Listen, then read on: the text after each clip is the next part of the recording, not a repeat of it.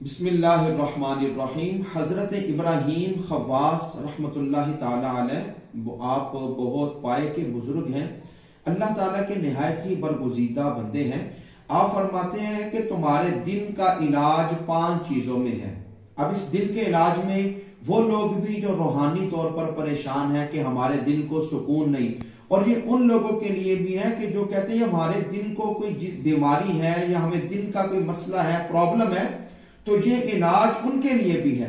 आप फरमाते हैं कि दिल की दवा जिन चीजों में से है उनमें से एक चीज ये है कि कुरान पाक को गौर फिक्र के साथ पढ़ना।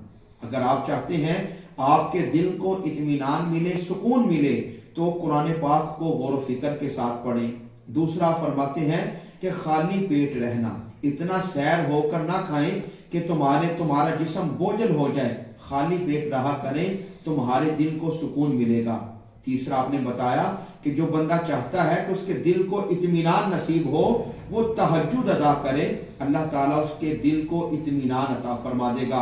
और आगे आप फरमाते हैं कि अगर आप चाहते हो इत्मीनान कल्ब नसीब हो, तो सहरी के वक़्त अल्लाह ताला की बारगाह में गिरिया अवजारी किया करो कि या रब्बल आलमीन मेरी परेशानियों को दूर फरमा। और आखिरी बात आप फरमाते हैं कि अगर तुम चाहते हो तुम्हारे दिलों को इत्मीनान मिले, तो नेक बंदों की सोहबत इख्तियार करो, नेक बंदों की मजलिस में रहा करो, अल्लाह ताला तुम्हारे दिल को इत्मीनान अता फरमा।